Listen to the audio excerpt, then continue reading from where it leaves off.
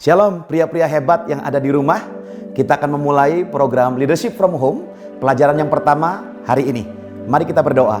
Terima kasih Bapak yang baik, Engkau memberikan anugerah untuk kami, para pria-pria yang ada di rumah, untuk ditingkatkan karakter kami, serta mengalami terobosan di dalam kerohanian kami, sehingga keluarga kami dapat dipimpin ke arah kepenuhan Kristus. Kami siap untuk diperlengkapi, dimuridkan di dalam nama Yesus. Kami berdoa dan mengucap syukur. Haleluya. Amin. Nah, pria-pria, hari ini kita akan masuk pada pelajaran yang pertama dengan judul atau tema tanggung jawab. Nah, pada kesempatan ini kita akan belajar dari seorang tokoh pria, manusia pertama yang ada di bumi yang bernama Adam. Ya, nah kita akan mulai membaca Kejadian pasal yang ketiga ayat yang ke-6. Ketika manusia jatuh dalam dosa, apa atau siapa sebenarnya yang menjadi penyebabnya? Saya akan bacakan untuk Anda. Perempuan itu melihat bahwa buah pohon itu baik untuk dimakan dan sedap kelihatannya. Lagi pula pohon itu menarik hati karena memberi pengertian. Lalu ia mengambil dari buahnya dan dimakannya dan diberikannya juga kepada suaminya yang bersama-sama dengan dia. Dan suaminya pun memakannya. Jadi ketika wanita ini, Hawa, digoda oleh iblis, perlu diketahui bahwa suaminya, prianya, yaitu Adam, ada bersama-sama dengan dia. Jadi jika ada orang berkata bahwa Hawa sendirian, lalu Hawa pulang ke rumah membawa buahnya, diberikan kepada Adam, oh tidak begitu. Ketika proses keseluruhan, ketika Hawa digoda oleh ular, maka Adam selalu ada bersama dengan dia. Namun Adam tidak berbuat apa-apa. Namun Adam diam saja, bahkan membiarkan Hawa melakukan apa yang seharusnya tidak dilakukan. Nah, ada yang berkata bahwa manusia jatuh dalam dosa itu karena makan buah terlarang. Itu asumsi yang pertama. Asumsi yang kedua, ada juga yang berkata bahwa manusia jatuh dalam dosa itu karena kesalahan Hawa. Nah, tentunya para kaum Hawa, wanita, pasti tidak setuju ya, membantah dengan hal ini. Kemudian kalau Anda perhatikan, apa sebenarnya atau siapa penyebabnya mengapa manusia jatuh ke dalam dosa? Nah, menurut saya penyebabnya adalah Adam yang tidak bertanggung jawab. Adam yang diam saja. Adam yang tidak melakukan apapun padahal dia tahu bahwa ada perintah bahwa buah dari pohon terlarang itu tidak boleh dimakan. Nah, sudah perhatikan baik-baik pria-pria hebat di rumah. Seringkali kita diperhadapkan kepada pengambilan keputusan. Kita dihadapkan kepada situasi-situasi di mana Anda perlu berkata tidak boleh. Ya, dan juga seringkali kita berkesempatan untuk membuat sesuatu yang seharusnya tidak terjadi dalam kehidupan kita atau keluarga kita. Dengan cara apa? Bertindak, melakukan yang benar, menjalankan peran kita sebagai pria, sebagai kepala rumah tangga. Namun seringkali juga Anda dan saya memutuskan untuk diam, tidak melakukan apapun, dan itu adalah kesalahan. Pria tidak bertanggung jawab, tidak mengambil perannya dan fungsinya di rumah, sehingga membiarkan seluruh keluarganya justru hidup jauh dari Tuhan. Nah, mengapa saya berkata bahwa Adam penyebab manusia jatuh dalam dosa? Ada 3 poin yang saya ingin sampaikan. Yang pertama, Adam tidak mentaati perintah Tuhan. Mari kita lihat Kejadian pasal 2 ayat 16 sampai 17. Kejadian pasal 2 ayat 16 sampai 17 dikatakan, lalu Tuhan Allah memberi perintah ini kepada manusia, dan manusia saat itu adalah Adam. Semua pohon dalam taman ini boleh kau makan buahnya dengan bebas. Tetapi pohon pengetahuan tentang yang baik dan yang jahat itu, janganlah kau makan buahnya. Sebab pada hari engkau memakannya, pastilah engkau mati. Jadi perlu kita ketahui bersama-sama bahwa perintah tidak boleh makan buah ini, itu datangnya kepada Adam, bukan kepada Hawa. Adamlah yang menerima direct command atau perintah langsung dari Tuhan. Namun Adam tidak mematuhi atau tidak mentaati perintah Tuhan dengan cara dia tidak melarang Hawa. Bahkan sebelum itu dia membiarkan Hawa digoda oleh ular. Alasan yang kedua mengapa Adam menjadi penyebab manusia jatuh dalam dosa adalah Adam membiarkan istrinya digoda ular.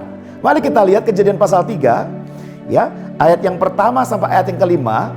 Anda bisa lihat dan saya ingin bacakan buat saudara. Adapun ular ialah yang paling cerdik dari segala binatang di darat yang dijadikan oleh Tuhan Allah. Ular itu berkata kepada perempuan itu, tentulah Allah berfirman, semua pohon dalam taman ini jangan kamu makan buahnya, bukan? Nah, ini adalah awal percakapan antara ular dengan Hawa. So, pria-pria hebat di rumah, Anda bisa membaca sampai ayat yang kelima. Disitulah kita ketahui bahwa menarik. Seorang pria, seorang laki-laki mempunyai istri, mempunyai pasangan, lalu pasangannya atau istrinya digoda oleh ular atau digoda oleh orang lain, tapi dia diam saja. Ya, nah inilah bentuk ketidakbertanggungjawaban, bentuk disfungsi peran pria yang mungkin terjadi di rumah. Dan yang ketiga, alasan yang ketiga mengapa saya berkata bahwa Adam penyebab kejatuhan manusia ke dosa. Adam tidak menegur Hawa dan justru ikut makan buah terlarang. Nah, Kejadian 3 ayat yang ke-6 dikatakan, perempuan itu melihat bahwa buah pohon itu baik untuk dimakan dan sedap kelihatannya. Lalu kemudian Anda sudah bisa lihat dan Anda sudah bisa membaca ayat yang tadi sudah saya baca. Wanita itu makan dan berikan kepada Adam, Adam turut memakannya. Jadi saudara, perhatikan baik-baik. Ini adalah menjadi penyebab besar sampai hari ini. Karena ketidakbertanggungjawaban Adam. Adam tidak menjalankan perannya. Adam tidak menjalankan fungsinya. Oleh karena itu, orang masuk dalam kuasa dosa. Nah, jadi sikap yang tidak bertanggung jawab ini menurut saya adalah sesuatu yang perlu kita mulai perbaiki sebagai pria-pria hebat yang ada di rumah Anda masing-masing. Jangan seperti Adam. Adam melalaikan perannya sebagai pemimpin di Taman Eden. Diam, tidak melakukan apa-apa, padahal ia bisa berbuat sesuatu atau melakukan sesuatu. Nah, pria-pria hebat, ada dua sikap tidak bertanggung jawab yang kemudian berkembang dari situ. Ya, sehingga kalau kita perhatikan masalah-masalah dalam rumah tangga, saya sih meyakini 99,9% itu disebabkan karena apa?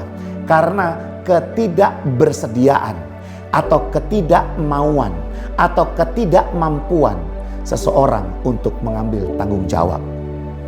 Sehingga ketika saya melihat kehidupan saya, ketika saya belajar melewati kehidupan, ketika saya bertemu dengan banyak orang, berdiskusi, bercengkrama, bahkan konseling, melakukan proses coaching atau mentoring, melayani jemaat-jemaat Tuhan, saya kemudian mempunyai sebuah summary atau sebuah kesimpulan.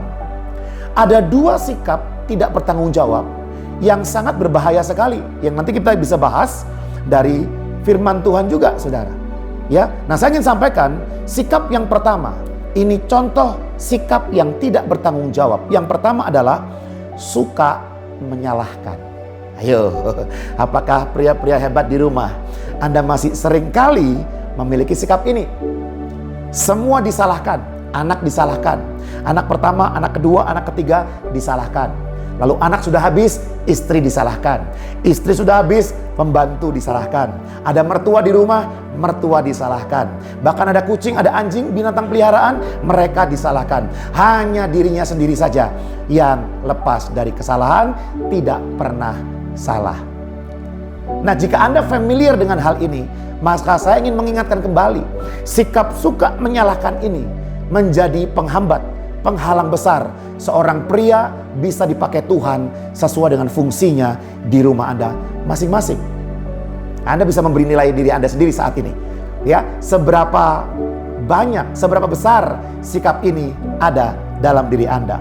Sehingga kalau Anda pelajari di firman Tuhan, kemudian Tuhan menegur Adam, lalu Adam mulai menyalahkan Hawa. Lalu setelah itu Hawa menyalahkan ular. Ya saudara, mulailah muncul sikap saling menyalahkan dan menganggap dirinya tidak pernah salah dan dia yang pasti atau selalu salah. Jadi saudara perhatikan baik-baik, Ini adalah sesuatu yang perlu kita ingat bersama-sama. Buang jauh-jauh sikap suka menyalahkan.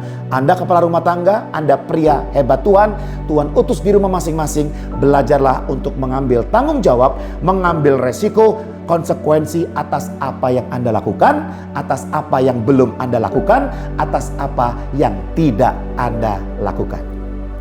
Sikap tidak bertanggung jawab yang kedua bukan hanya suka menyalahkan ternyata, yaitu banyak alasan. Nah saudara, ini juga sesuatu yang tipikal, yang seringkali mungkin kita lakukan. Bukan hanya suka menyalahkan, tetapi ketika Anda tidak mencapai apa yang Anda inginkan, Anda bukan hanya menyalahkan orang lain, Anda kemudian banyak alasan. Kenapa kamu tidak ke gereja? Habis sibuk. Mengapa kamu sekarang sudah online tapi tidak ikut komunitas kecil atau home? Habis gimana ya? Anak di rumah nangis, kemudian rumah berantakan, kemudian kerjaan juga banyak proyek. Pria-pria hebat, jika Anda fokus mencari alasan, maka percayalah saya, alasan akan siap hadir terus. Jika Anda selalu mempunyai alasan mengapa Anda tidak melakukan sesuatu, mengapa Anda tidak pernah berpikir untuk mencari alasan untuk Anda melakukan sesuatu. Sama bukan? Ini bukan tentang tidak punya waktu. Ini bukan tentang sibuk. Ini bukan tentang bahwa di rumah berantakan atau anak menangis. Ini tentang Anda tidak bersedia untuk mengambil tanggung jawab Anda. Contoh sebagai pria imam di rumah Anda masing-masing, maka pewartaan firman, pengajaran, pemuritan kerohanian atas anggota keluarga Anda dilakukan oleh kepala rumah tangga. Namun Anda berkata, saya sibuk, saya tidak bisa, saya nggak mengerti, suara saya nggak bagus. Itu hanyalah alasan yang dicari-cari. Tetapi firman Tuhan berkata kepada kita apa? Didiklah anakmu, ya. Kemudian mengajarkan tentang kebenaran berulang-ulang kepada anakmu. Kemudian kita menjadi imam bagi keluargamu.